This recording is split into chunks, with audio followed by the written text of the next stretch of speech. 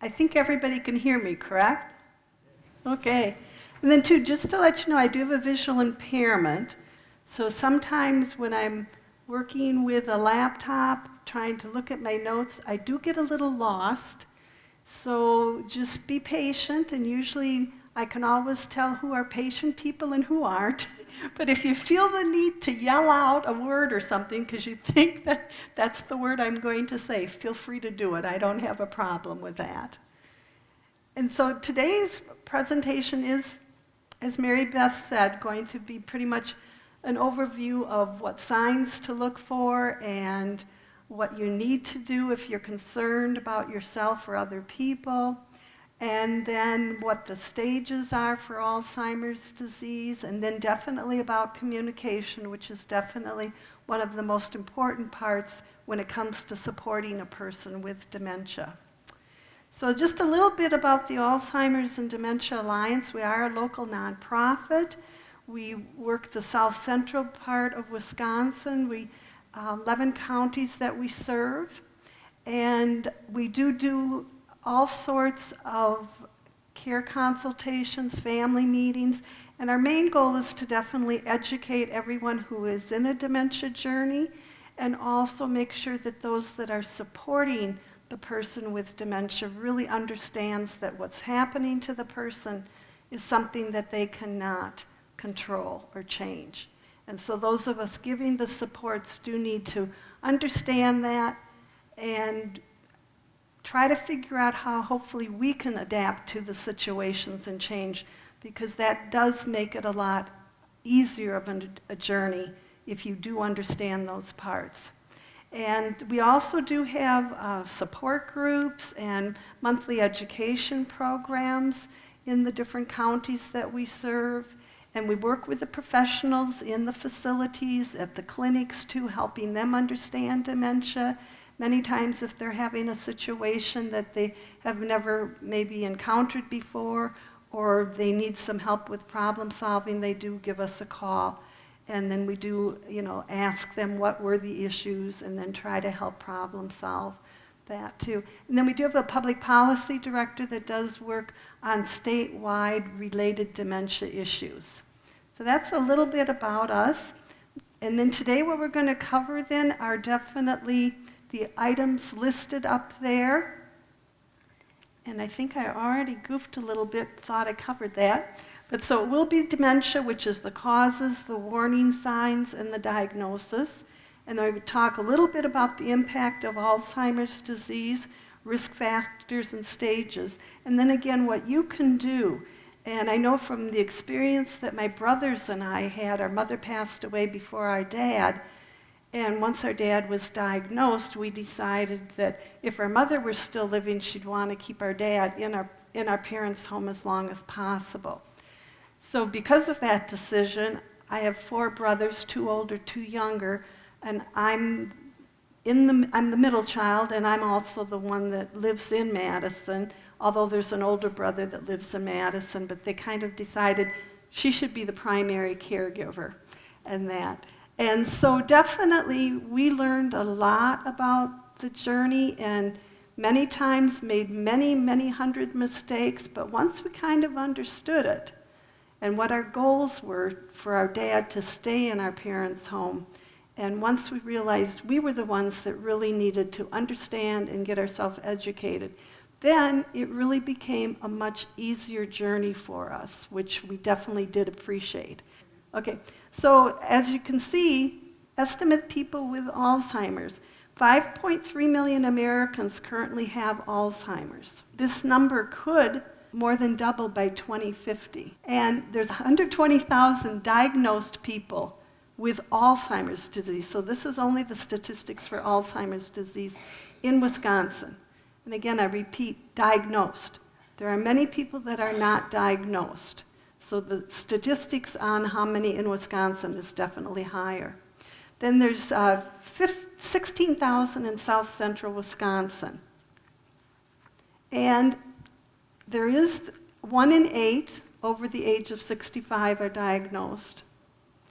And about 12% of everyone over the age of 65 has Alzheimer's, and almost 50% of those over age 85. So a lot of times we hear, what is dementia? And it's important to know that it's interchangeable, where people will say they're diagnosed with dementia. However, they may be diagnosed with Alzheimer's disease or frontotemporal disorders, vascular dementia. So what is dementia? It's not a disease in itself. It's a group of symptoms that are happening. And so the group of symptoms, it can cause many different disease processes and disorders that then cause the actual dementia diseases. So if you think about like respiratory symptoms, what happens when you maybe have a runny nose, you're sneezing, you have a cough, you're feeling fatigued, you're running a fever? Those are symptoms of something. And what do you think those are? What are some of the symptoms if you have that? What might be the things you might be having? Flu? What? Pneumonia? Cold? Seasonal allergies? So those are all symptoms of something, but yet they actually have certain names for it. That's what is with dementia. And also there's been some changes too, so you might hear some people maybe calling dementia major neurocognitive disorders. That's somewhat of a newer term that people started, the medical profession started using maybe about 2 years ago. However, it's been a difficult transfer for a lot of us, and especially for the people that have a diagnosis. Because if they've learned they've got an Alzheimer's disease diagnosis, or that they have a Lewy body dementia diagnosis, it's really difficult for them to start trying to figure out what it means by major neurocognitive disorders. And it's definitely Alzheimer's disease is the most common of the dementias at this point. And I'll talk a little bit about that later. But right now I just want to talk about what is cognitive function. So it's any mental or intellectual processes that are happening. Because I think we all know that our brain does everything for us, from the minute we wake up to the time we go to sleep, and even while we're sleeping. So cognitive function means thinking, our ability to process the information and appropriately use the information. Remembering, our ability to store and recall information. Reasoning, being able to understand the consequences of our actions, or why something is important or necessary to do. Our personalities, that's a part of it, who we are and what makes us each unique. And behavior, how we act and how we react toward others or in our environment. That's all part of our cognitive function. And so when someone has dementia, they are exhibiting a loss of at least one of these areas. At some point, it will be all of the areas. And it really has to be severe enough to interfere with the daily life of a person. And then there are signs of dementia, and some of the signs that we need to watch for. And yet, I'll talk a little bit later about the fact that we can be seeing signs of memory loss or dementia, and we use those words interchangeably, especially for myself, since I work with people in the early stage of a diagnosis, and they're trying to learn what's going on with them, and they're trying to get the education. And because we work with so many, many people, some people are willing to say what the diagnosis is, some are not willing. Some do not like the word dementia, some do not like the word Alzheimer's. So many times I'll be just using the word memory loss, because it's definitely more respectful way when you're working with a lot of people that have different beliefs on it and maybe are still somewhat in denial. It's gentler for many of them. But so the first thing a lot of times that is seen is the memory changes, where you're forgetting things or you're misplacing things. And we all do that. I know I do it for sure. The important thing is that if I'm starting to walk into another room and I know what I'm going for, and all of a sudden I get distracted, or maybe I'm just all of a sudden thinking about something else, I can't think of what I came in there for. But if I turn around or I start walking out, or if even concentrate, then I can remember why and what I'm looking for. People with memory loss, they usually cannot bring it back. They can when they're in the earlier stage. It definitely takes longer. There's language changes that start happening where they may not be able to find the right word, or they're frequently losing their train of thought. And again, there's a difference. Some of us do lose our train of thought. However, it's how frequently is that happening. And the other thing you always need to be taking a look at too is, what is your baseline? What are your abilities now? And make sure you share that with family and friends, or you write it down. Because if you start noticing that perhaps, yes, you do lose your train of thought, but it's just once in a great while. Or maybe it's a day you're not feeling well. However, if you start seeing that that is going beyond what your baseline is that you have written down, then that's letting you know there might be something that might be happening. And then difficulty with familiar activities. People that love to cook, or the people that were always paying the bills, or perhaps they love to golf, or they love to just go out for long walks, or maybe they were running in marathons. If a person stops doing some of the things that they have truly loved and enjoyed throughout their life, that can be a sign that something is happening to the person.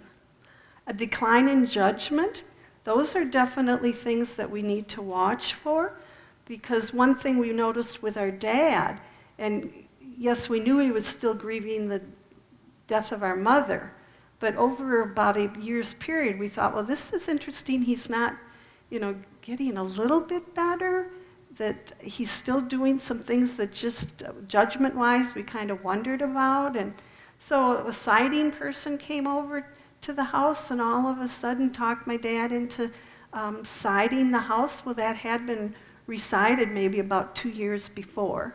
So again, people can come and just, because of the judgment, they're not going to be able to remember. Or they can get scammed easily by people.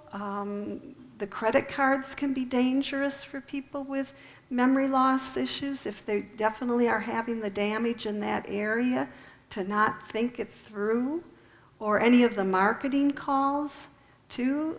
That can be something where people are being scammed. So those are signs to definitely watch for.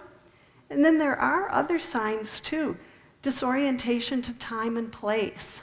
So that's sometimes where you might see a person in the summer, the weather we had last week, most people would not be wearing a sweater or have their boots on, or maybe even a winter coat or a spring coat. So that's giving an indication, if you're having that issue a lot, or someone you know is, that there is something there that's not allowing them to think it through and to reason as to what time of the year it is. Or even driving. If a person is starting to get lost, that's letting us know that the person is being disoriented. And especially if it's in the areas they've always traveled. Personality changes can start happening. A person that maybe's always been very timid, all of a sudden becomes very aggressive and assertive. That's usually unusual, and especially if it's really happening quite often. There can be definitely a change in mood, so there can be depression. And most people that I work with in the early stage, then we do have the discussion with the person, if they're able and willing to talk about it, and with the family members about the fact that if the doctor did not mention anything about depression, you're going to want to ask the doctor. Because almost everyone that I work with is on some sort of a mild antidepressant. Because this type of a diagnosis is depressing for people. And it's changing their lives tremendously. And then it also can be causing more anxiety or agitation. So you might see that if it's a sudden change in a person's mood. There's something going on. Not that it means that it's actually a dementia, but it might be maybe some physical issues that need to be checked out. And then there's the loss of initiative. That is something that a lot of people may have with dementia, where the get up and go isn't there for them. And they're not interacting as they used to with people. So what do you do if you're starting to notice these signs for yourself or for other people? Then you do want to seek help, definitely. And what you want to do is definitely not ignore it, because again, it may not be dementia, but it could be some physical thing that is making it look like dementia, which I will talk about a little bit later. And so you want to encourage the person to go to the doctor and to start with their primary doctor and see what is happening.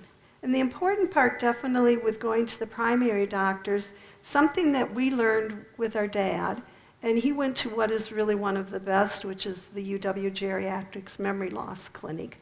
However, our questions always with any type of new doctor coming in, or if my dad ended up being referred out because of another physical health issue, was to ask. And it's hard for us, but we do have to advocate definitely if we're on a dementia journey. What is your experience with dementia? What education classes have you taken? How long have you been working with people with dementia? Because that helps you know better whether you're with a doctor that maybe doesn't have that experience, and it allows you then to make the decision as to should you continue with this doctor, or do you want to find a doctor that's going to be able to treat what the physical is, but also understand the dementia part. So if you are concerned, as I said, definitely the primary physician first. It's a good idea to maybe bring your spouse or your partner, or if you don't want to do that, perhaps an adult child or a friend, someone that you trust and you can confide in. And also that allows then the doctor to hear more about who you are. And then the people that come with you, they can also share what they are seeing, which again helps the doctor more. And it's not just from one person, because technically people with dementia are the worst reporters on how they're doing. Because if the brain cell that controls our ability to know how we're doing, our insight and our awareness, if that's being destroyed, then they perhaps don't even know that they have issues. And so that's a fine line sometimes with educating families, is they'll call, or if we're at a meeting, then they'll say, well, so-and-so's in denial. And then we explain to them, yes, they could be in denial. Was that their life story? Were they always people that were in denial? And sometimes it is, sometimes it isn't. But we do explain to the people that it is really difficult for us to know if it's denial or if it's the brain cell that controls the ability to have the awareness and insight to how we're doing. And if that's the case, which we're not going to really know, we just have to assume and try to get over that part that it's the denial, unless you really know the person's been a person their whole life that's been in denial. You need to be specific about what you're seeing. So we definitely suggest that you keep a journal or you write down things. My brothers and I, because my brothers came in every weekend, per month they'd sign up for their weekend that they'd be in by 5 p.m. on a Friday night, and they'd leave sometime on a Monday. Sometimes they'd surprise me and stay the whole week because they took off from work, left their families behind, and decided they were going to give me a break, which was fantastic, definitely. But since there were, well, definitely 3 of us in the journey, then we had to make sure we were documenting. And so we would talk about, as short as we could, date, time, what we saw that was kind of an issue. So then that always kind of prepared us for doctor appointments. And before we went to the doctor, then we would always email the journaling that we had done to the doctor ahead of time, probably 2 weeks before the appointment, and then the day before call and say, just a reminder, so-and-so is going to be in for a 6-month checkup. We sent the information. Please be prepared for the meeting. And that, because that way you can get more out of it, especially then you're also respecting the person with dementia. Because you don't really want to sit in a meeting with a person with dementia who is still aware and maybe doesn't want to talk about all the issues and maybe is reporting everything's fine, and then you're trying to, sit behind a little bit and go, no, or then that's you can count on. That happened to me a couple times before my brothers and I learned how to do this, where my dad all of a sudden would look at me and then he'd get upset. And so again, it's a more respectful way, definitely. And then you want to make sure you're asking for a comprehensive memory assessment. And sometimes the primary doctors can call in the neuropsychologist or other specialists and that. And again, with the primary doctor, it's important to find out what experience does the primary doctor have.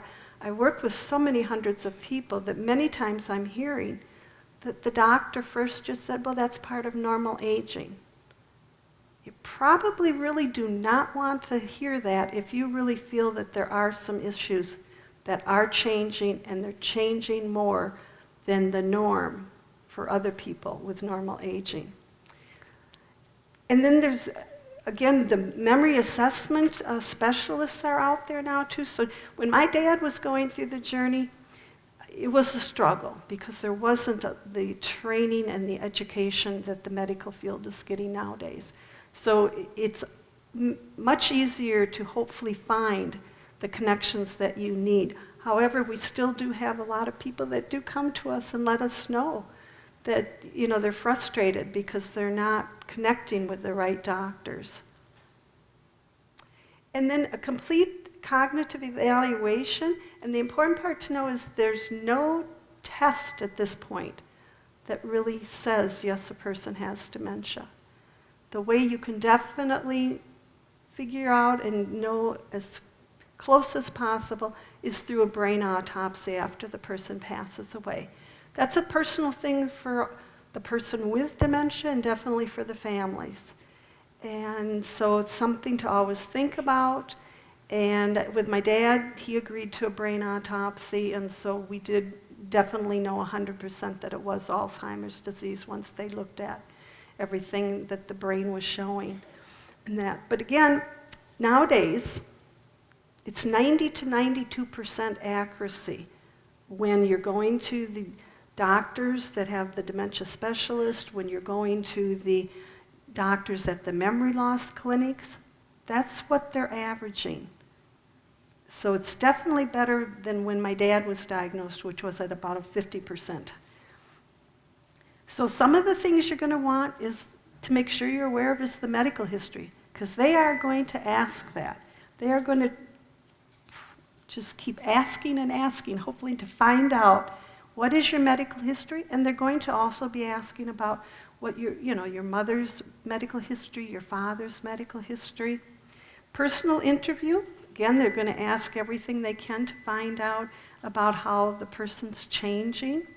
There'll be a lot of physical and lab work done. And then there'll also be a cognitive assessment, which is a variety of memory cognitive tests, which again will more accurately determine what the problem is.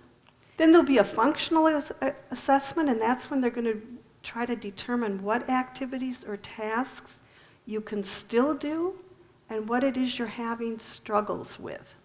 And then it might be that they'll decide to do brain scans, so those could be the MRIs or the CT scans or the PET scan, which is one that is showing a lot more of the brain. And then there's one that's even more expensive, relatively new, a PET scan that is very expensive, and usually you can't get it approved unless if you're willing to pay for it yourself, or it's a couple times to Medicare if that's the insurance that's going to cover it, and that just because of the expense. So again, a cognitive evaluation is sometimes anywhere from 2.5 to 5 hours that a person might be there.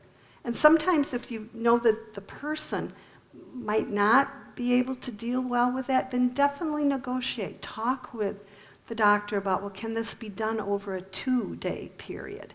And it is done definitely on an outpatient basis. But medications. So now what I'm talking about are what I referred to earlier. There are some reversible symptoms of dementia. That's again why it's so important to go in if you are noticing something or someone you know is noticing something, to have the physical checked out. And many times as caregivers, family support people, we make the mistake of talking with a person about, well, I think you've got memory loss, or you have Alzheimer's disease or dementia. I think you need to go into the doctor. That's really the wrong approach for us. We're better off saying, I think maybe we should go in for a physical. And you both go in. Not that you have to actually schedule one, but then it's again to say, well, maybe we have to have the physical checked. Maybe there's a reason why you are saying that you're a little bit more forgetful. It's definitely a more pleasant way to approach it. Most people are going to say yes, compared to if we were approaching it more by the fact telling a person that they may have Alzheimer's disease. So again, that's a different change on how we need to start thinking.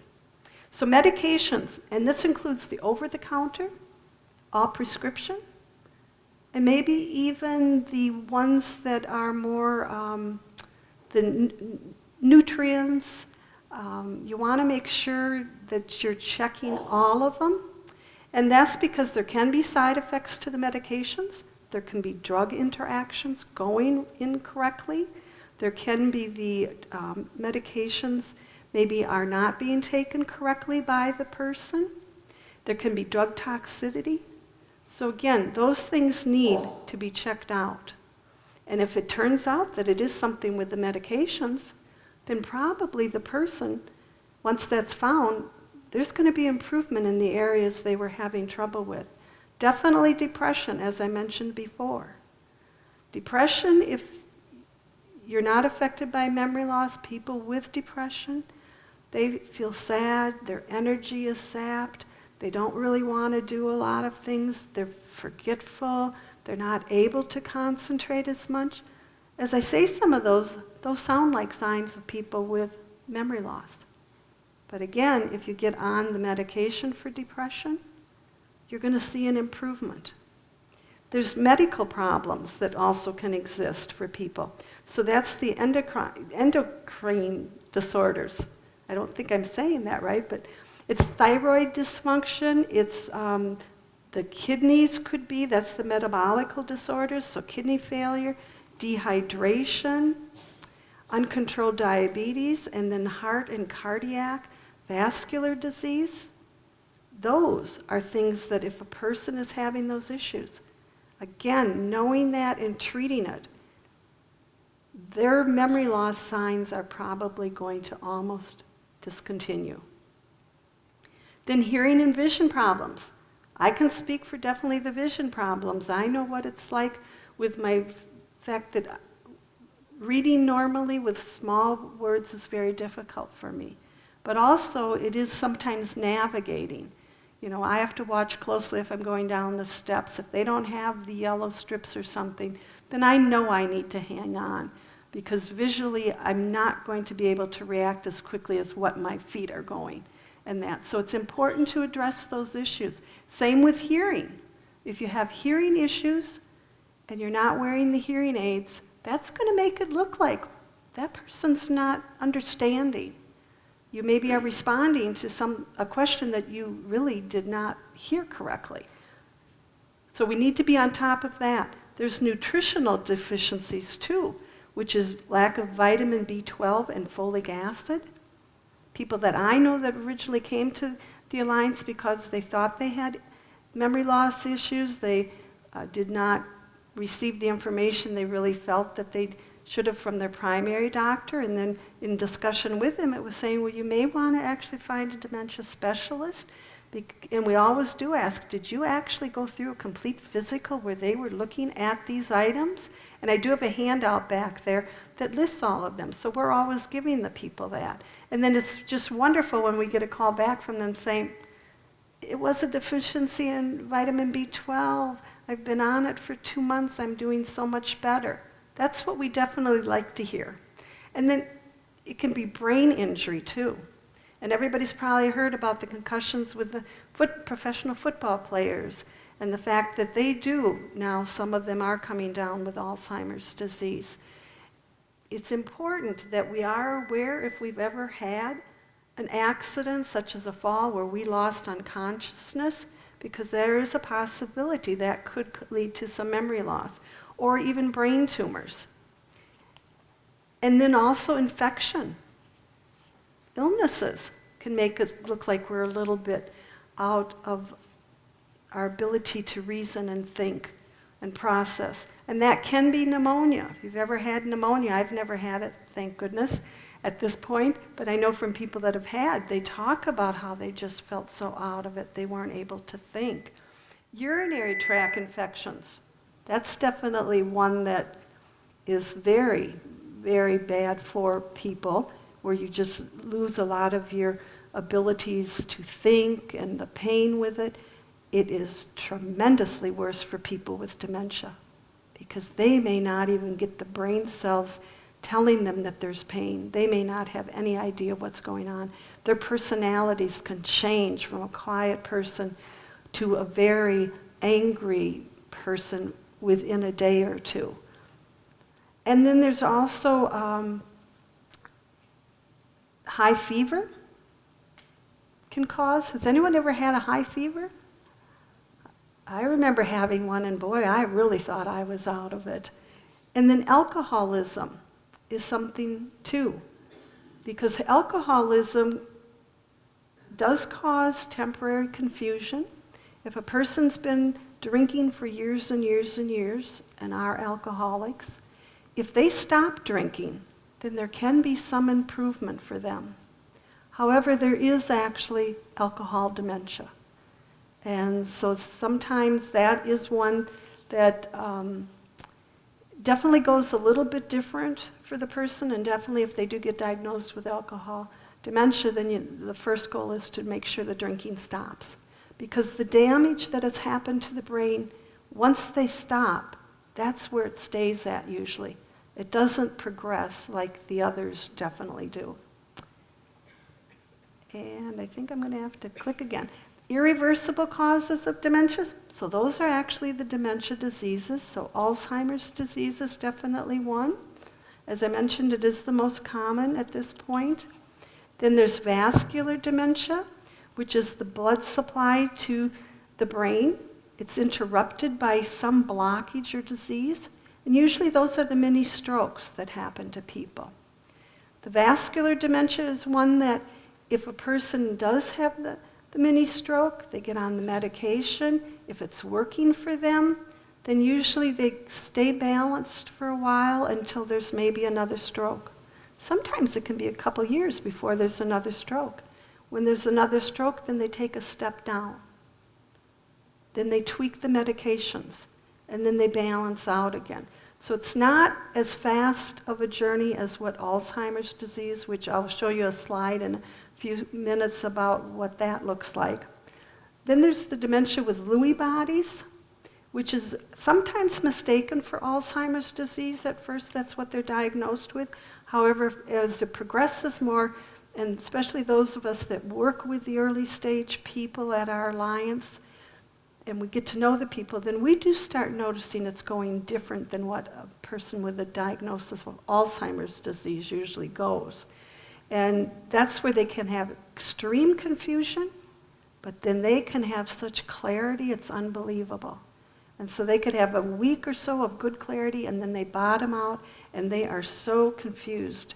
Then they have visual recurring, and these are recurring, visual hallucinations.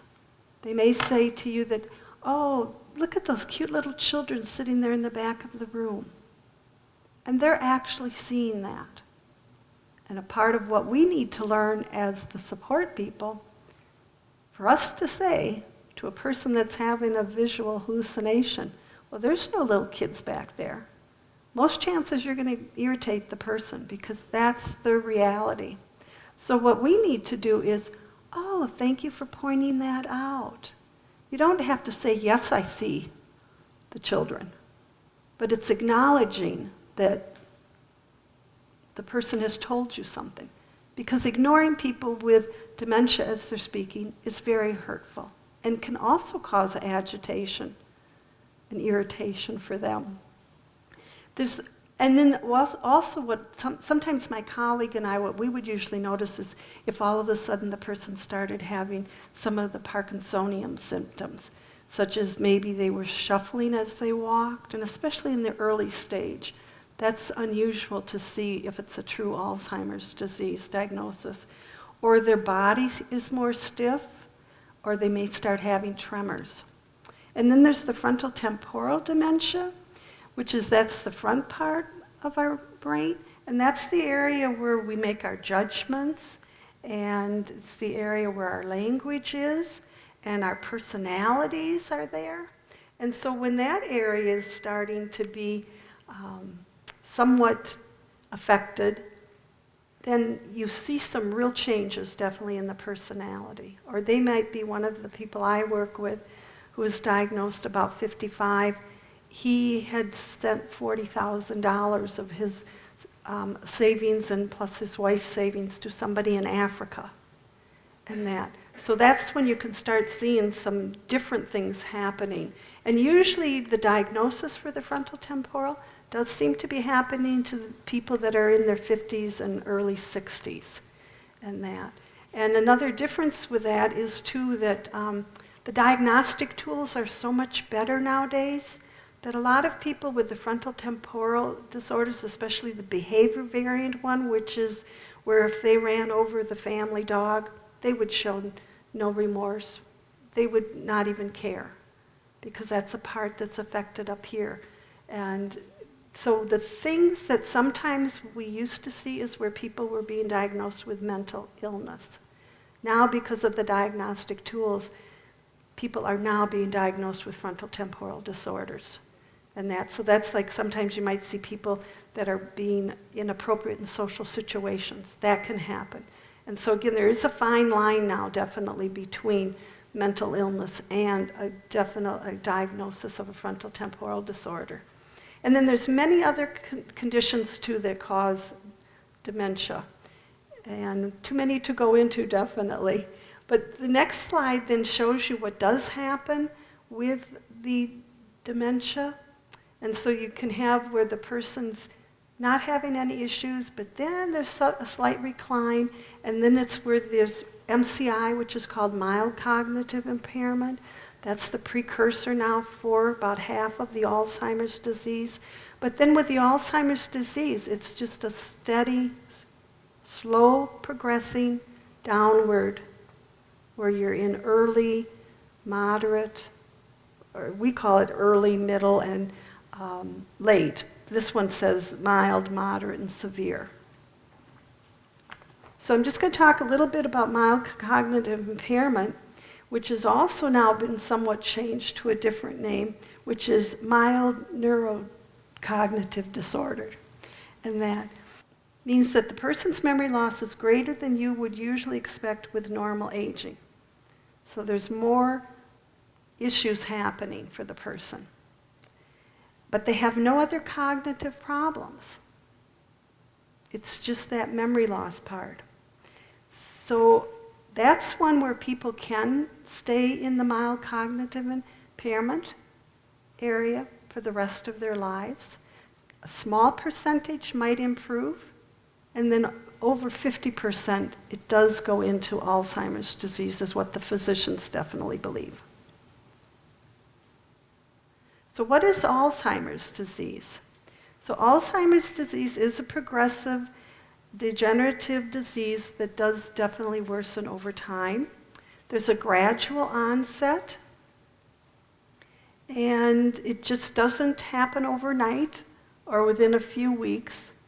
And usually you're going to see some small changes, but at first it's very difficult to see those changes. And what their researchers are starting to now find out is that probably the memory loss issues, and if it's a dementia, probably are starting 10 to 15 years before we're even aware of it, because it's happening in our brain cells. That's how slow it can be. So what you've got is then plaques and tangles in the Alzheimer's disease, and that's pretty much what a picture of is of the plaques is circled there, and then the tangles. So that's what's happening inside of our brain. And the doctors don't know exactly what causes the plaques and tangles, but as you can see, they are there, and you can actually see it in the next slide that I'm going to show you. And so really what's happening is the death of the brain cells. So here you've got a picture on your right side, Alzheimer's disease, and then a normal brain.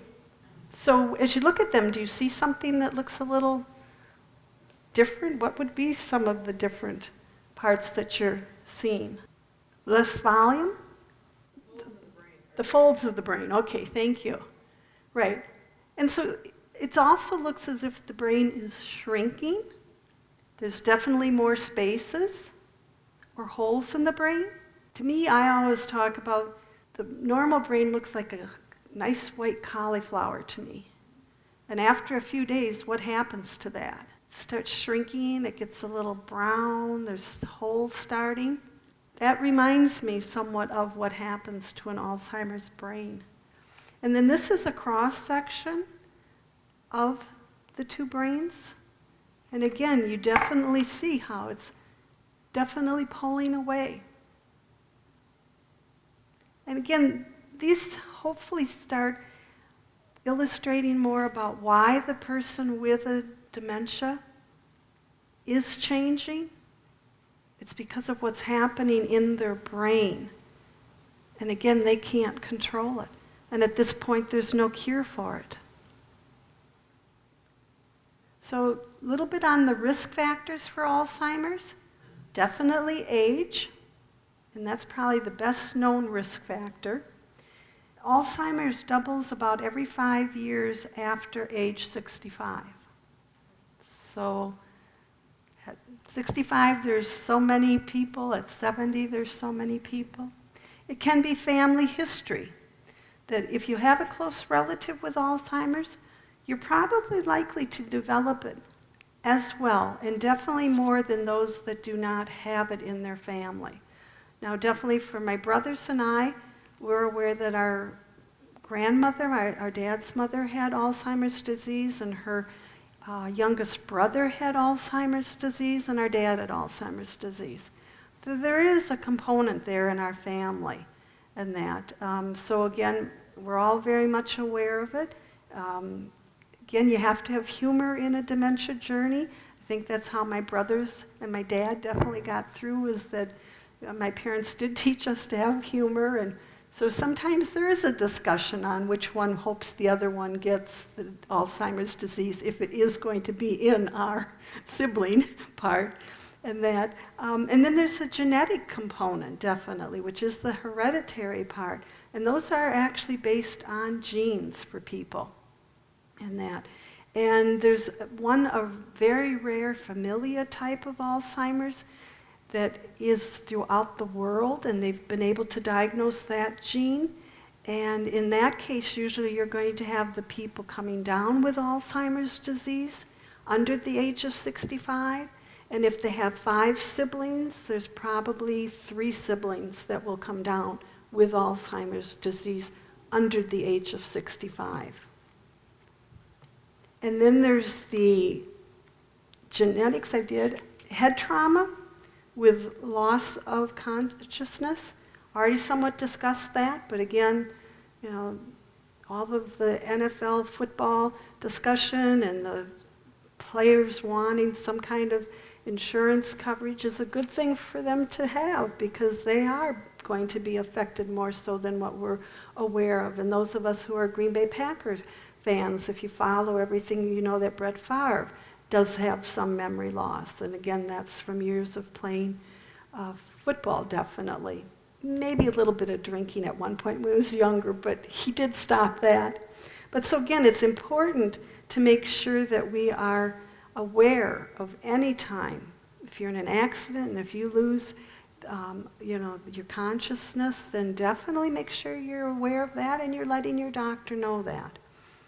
And then definitely the head injuries, of course, are there for us. So again, falls, we need to be careful. People out on their bikes, bicycles, motorcycles, they really should be wearing the helmets because the history is starting to show that that is so important.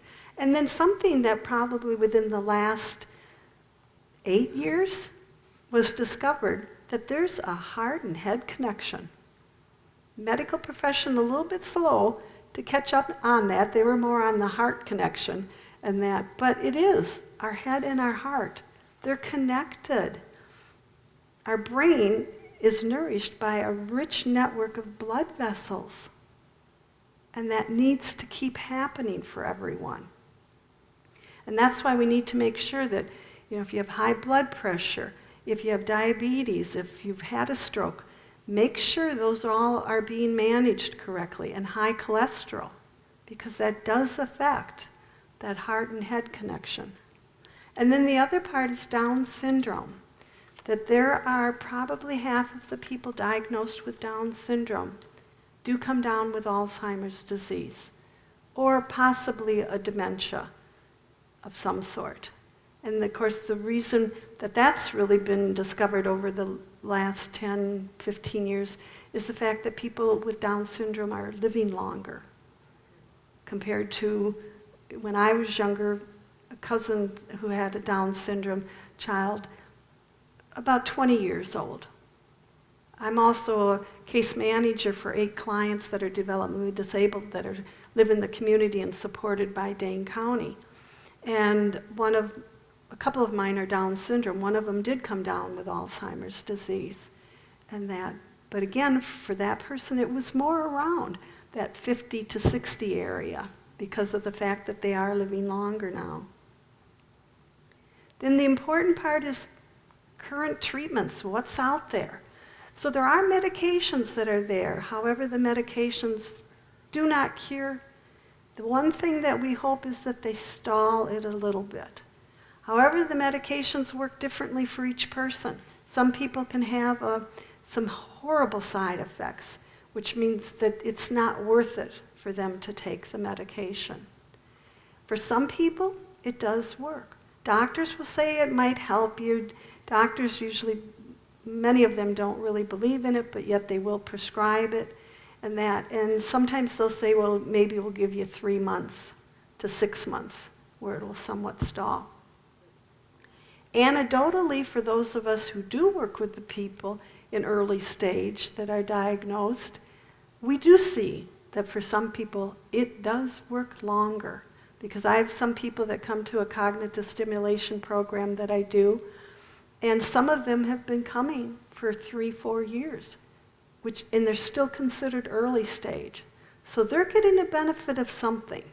Is it the medication? Is it how they're living their life? It's probably both combined and that. But it's definitely, we always encourage people to try it if they believe in taking medications. Sometimes some people do not, which you have to respect that. But so what you do have is you have 3 medications that are in the same sisterhood in the medicine world, and that's Aricept, it's Exelon, and Razodine. And the one that people take most frequently is the Aricept. It's an easier one to take because it's only once a day.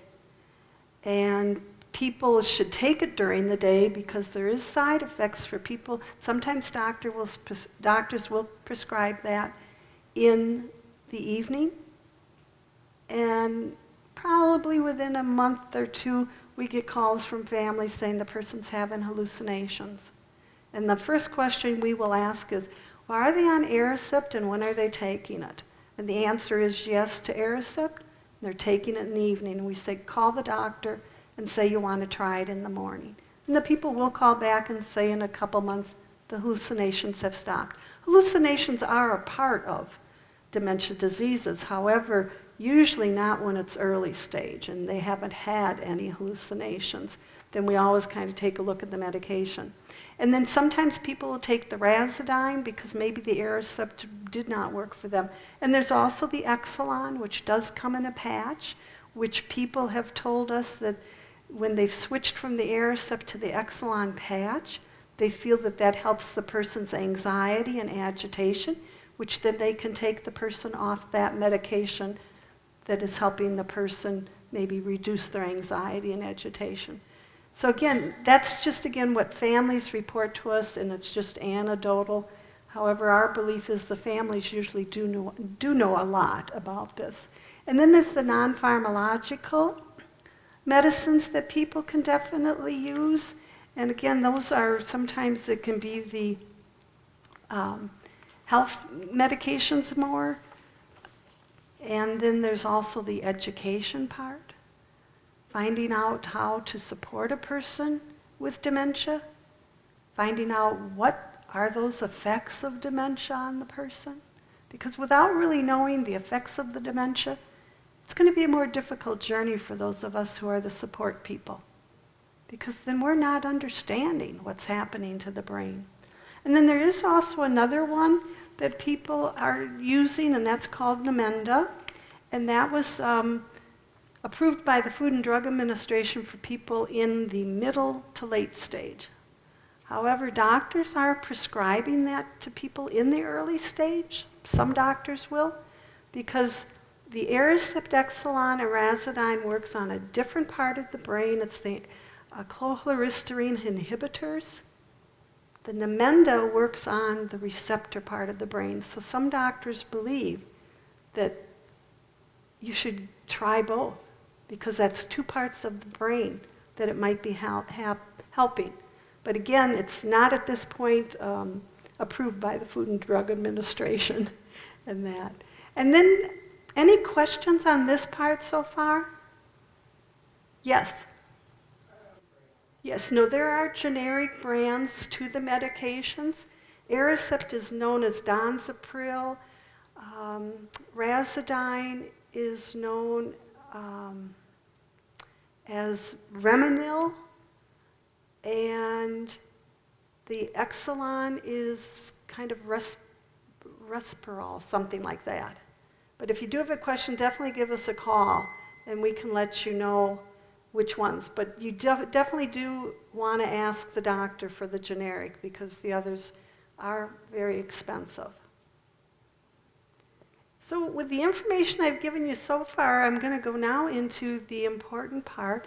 Although everything is important definitely in a dementia journey, but the communication part is really one of the major parts that we need to try to understand. And as we all know, communication, well, it's a highly complex skill if you don't have memory loss issues. Just talking with someone, we need to be paying attention, we need to be listening, and even then we can get confused. Or if we don't agree with a person, then we're maybe somewhat having a gentle discussion that gets a little heated, but then yet we're maybe getting a little angry, and maybe we're getting a little confused as we're trying to somewhat, let the person know our point of view and convince them. We need to be able to receive the information through our senses. We need to process and comprehend what we've received, and we need to be able to figure out what we need to do with that. So we need to respond with that information. Those are complex areas of the brain, and those areas do affect the person with dementia. So if you're having difficulty in just one of these areas, a person with dementia, you're going to have trouble in all of the areas when it comes to the communication. And just think about that, for ourselves. Well, miscommunication can just happen if you have cell phones. And if all of a sudden you're in an area where you're getting a little bit of some sort of frequency interrupting, you're not hearing that whole conversation. You're missing parts of it. Or even sometimes when I'm on my smartphone, all of a sudden there's something that comes into it where, I missed a couple words. And then again, our hearing has a lot to do with that too, and especially if it's a person with memory loss, we need to make sure that that person has hearing aids that are working for them. It's hard to know whether it is because they're not going to be able to report that to us. So again, think of those times, or sometimes just when you're sick too, and you're just not feeling well, and somebody comes in and is waking you up and saying well, I'm heading for this place, and you don't look like you're feeling that good. Are you just going to stay in bed? And your brain is just, what in the world did that person just say to me? So sometimes it's difficult. That's what's happening to people with dementia in their journey. And they're going to definitely, as I said, they're going to have trouble in these areas. Doesn't mean it's in certain areas at the same time. But as the dementia progresses, it's going to be all areas for them. And then the effects of dementia on communication, and I've mentioned that a little bit before about the effects of dementia. And the effects of dementia are basically the memory loss, communication or language, which is what it's called, depending what part of the country you're in, complex thought area, recognition and perception, purposeful movement, and attention and focus and initiative. Those are the effects of dementia on the person. And at the beginning, it might just be more the memory changes, the short-term memory. For a lot of people with Alzheimer's is where you notice that first. But no, at some point, it's going to be almost all of those areas for the person. Exceptions can happen. My dad, when he passed away, he was walking. That's unusual for people with Alzheimer's. A good percentage, if not maybe 90%, are in wheelchairs. Because the brain cells that tell us how to pick up our feet, how to take one foot, get the balance on the other, we don't think about that. Those are our brain cells that do it for us. That part of the brain was not affecting my dad. So he was walking till the day he died. So again, it's always unknown what's going to happen with the brain. Will it be all of the areas, or will it be some areas of the brain that maybe are not affected? But an important part for us to definitely know if we're on the journey. But so with the communication, then that's where you have that short-term memory. And that's just a common symptom of dementia. And the person maybe's ability to communicate is starting to be maybe slowly affected, or maybe they're looking up a phone number in a phone book. And by the time they get ready to write it down, they don't remember it. They might not be able to answer the question, what did you have for lunch today? Because short-term memory. You're asking them 3 hours later, and plus you're asking a question, which is something with people with dementia. We need to stop asking questions that put the person on the spot, especially when we know they have short-term memory, because that's challenging them right away. A better way to say it is, how was lunch? Almost everyone can say good or bad. Didn't like it. Loved it. And they could maybe, you ask the person, maybe it's a person that's working, and you called and asked the person to stop at the store and pick up a gallon of milk. And the person leaves work and they're driving home. They stop at the store. They pick up everything but that gallon of milk. Because again, that short-term memory was there. Some people in early stage, they're really good about starting to write notes and post-it notes. However, there's a point where too many post-it notes gets very confusing. I think that happens to all of us that are in normal aging and that, but it's even more so for people with dementia. The important part for us to know is that the long-term memory is something that is always there for the person. And then it affects their ability to understand what is being said, and again, the ability to respond.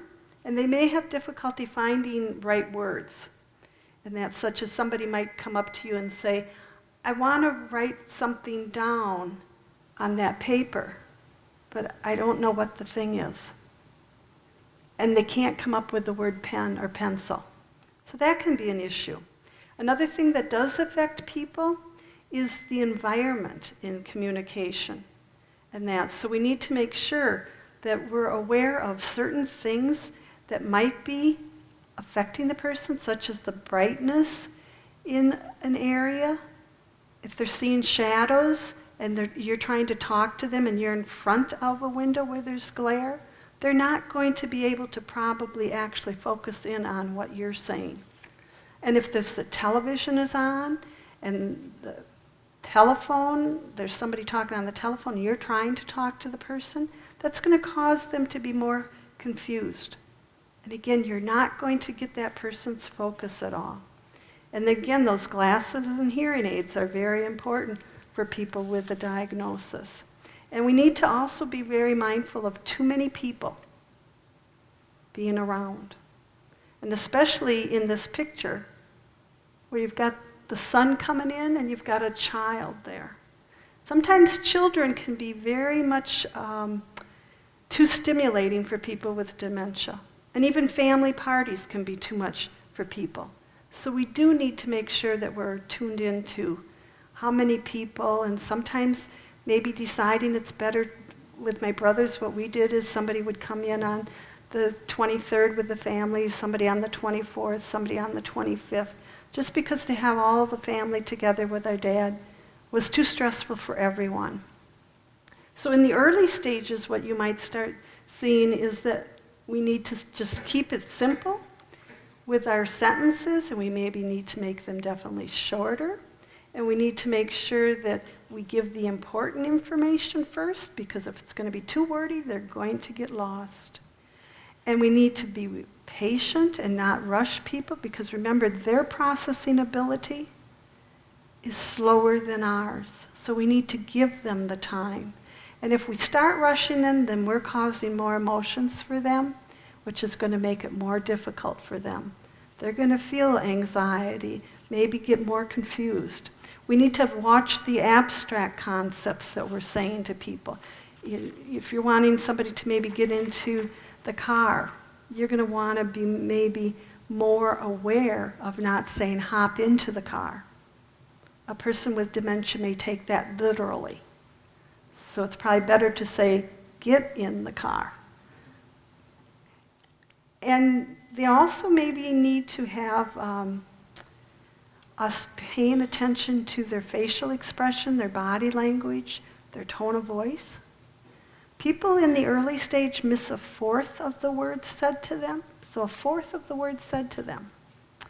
And then in the middle stage, everything that's happening in the early stage does move to the middle stage, but it's going to become even more so for them.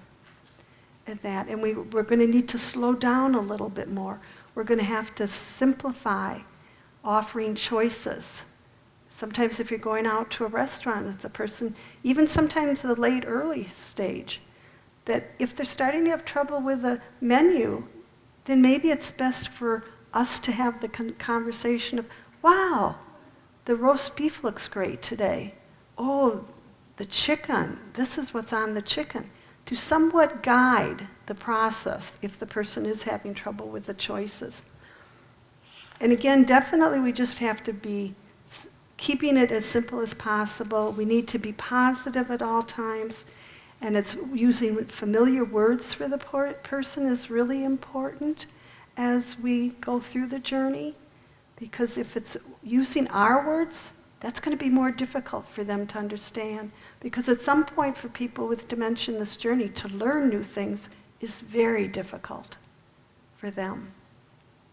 And we need to also make sure that we are learning, as I said, definitely keeping it positive, but we want to make sure that we're learning the person's facial expression, their body language, and their tone of voice. because at some point that is going to be how they're communicating to us. So we need to know their happy face. We need to know their pain face. We need to know their body language when they're happy, their body language when there's pain, or when they're angry, because that is the communication.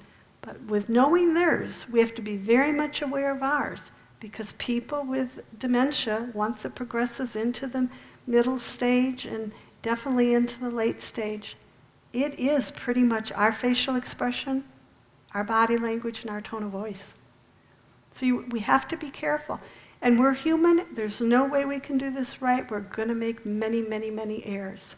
But the important part is that hopefully by getting educated, we know that these are the areas we need to change. The person is being changed by a disease they can't control or change. Those of us supporting the people will have to make those adjustments. Try the best we can. If we can't make those adjustments, then it's looking for resources. It's building a circle of support where the people that can do the weaknesses of us as the caregiver. What our strengths are as caregivers, we can do, and we can continue to do those. But if we know we have weaknesses in certain areas that are definitely affecting the person with dementia, we need to figure out how to resolve that, how to find other people that maybe can do it more successfully than we can. And again, that part of the communication is so important. And then there's ways too, and I'll just, how much time do I have left? About 15 minutes? So ways to engage. That's a lot of things we hear from family, caregivers especially, about the fact that the person won't do anything. They just sit there and they watch TV, or they just sit and stare into space. Or they maybe will just do this one thing that they've done for years and years. Many times it's our communication with the person on how do we engage the person. If you're going to say to a person with dementia, do you want to go out to eat? Now those that love to do it and always did will probably say yes. Those that never really cared will say no. So we're probably many times when we ask a question, we're going to get a no from the people. So we need to really pretty much say, I'm going for a walk. I'd love it if you come with me. Or let's walk together. That's going to probably encourage people more and make them feel that they want to do something than us just asking a question that almost always will get you a no, especially when you're trying to engage the person, to get them active. Or even with asking for help. It's pretty much we say, please, I could use your experience in this, or you're so great at this, please help me. Instead of saying, do you want to help me? That would probably be a no. Or even something when you want to see if the person will try something. Then again, important to say, let's try it together. And many times for the caregivers, a 24/7 primary caregiver takes the life out of the caregiver. So that's why it's important, and we work with the caregivers to understand that you need to figure out that circle of support. If you can afford to bring in companion care services, then that's great. And for those that can't, then it's trying to help them figure out what are some resources, because they need breaks. And plus, let's face it, at least I'm speaking personally now here, being around family members 24/7 can sometimes be a little too much. And so we go and we do what we want. We socialize, we have our friends. That stops happening for most families with dementia. And so it's important to figure out how the caregiver can continue to be active and not giving up everything. And it's the same for the person with dementia. We want them to not isolate. And sometimes when it comes to doing different things for the person, or even maybe brushing their teeth, they may not remember the steps for it. So again, it's maybe brushing your teeth together. It might be role modeling for the person, or maybe cueing, based on the person, how they're going to maybe accept some of these things. Brushing teeth, that's an activity. Putting your shoes on is an activity. Everything is an activity. And it is good for people with dementia because some part of the brain cell, for them to complete that task, even though we might be cueing them, there's some cognitive stimulation happening for the person. And plus the reward, they feel successful. Which this journey just totally strips the person of what my brothers and I called the DIRS, D-I-R-S. And so when we decided this is what we were going to do, was keep our dad in our parents' home, provide him the best support and love that we could, we had to make sure that at all times the DIRS were what we were looking for and what we were working for, which is dignity, independence, respect, self-esteem, and self-worth, which is what is stripped from people with dementia. And those of us in the caregiving journey, we need to figure out how can we maintain the independence for a person as long as possible, as long as it's safe.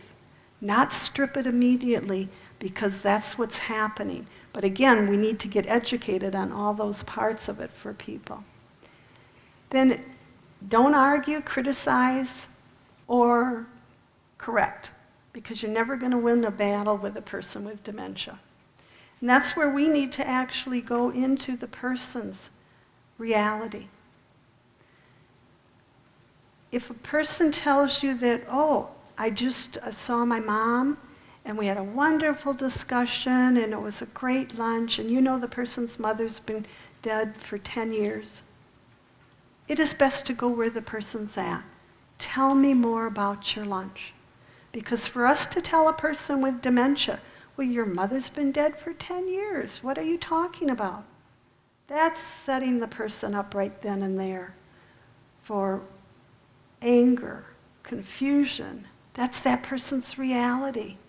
So we do need to step into their reality. We cannot make people come into our reality, which is the reality that is correct.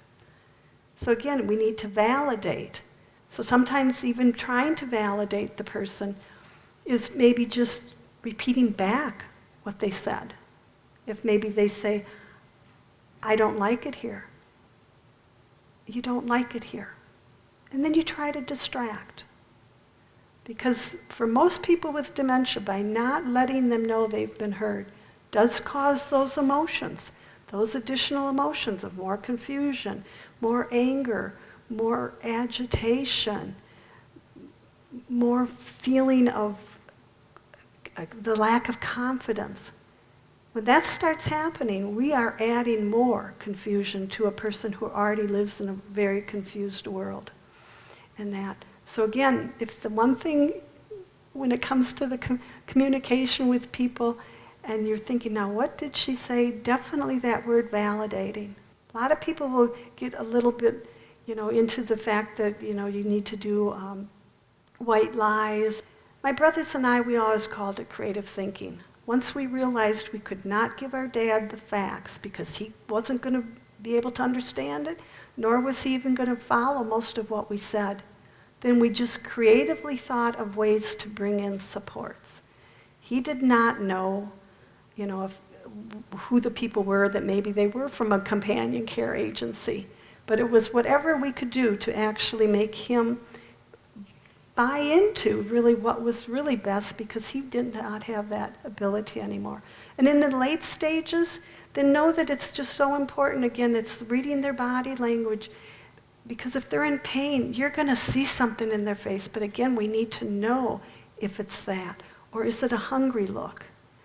Or is it a happy look? And watch the eyes. Sometimes you can see a glimmer of hope in a person's eyes when they're late stage. But no, a lot of it is that we want to make sure we're doing it with music, through the senses, touch, holding hands, maybe hugging. But again, important to know that person's life story, because if there's somebody that never liked to have their hands held or a hug, then that's going to probably go negative for the person. But the important part is we don't want to stop talking, but we don't want to talk about negative things. We want to talk about pleasant things. And if you really know the person's life story, go more into their life story and the pleasant things that they enjoyed. And just, sometimes just the silence too. Play music then, but make sure it's the music they like. You don't want to play music that they never enjoyed. And we do honestly believe at some point they're still understanding. In families, and I know for my dad, when he had stopped talking and anything he ever said was pretty much gibberish.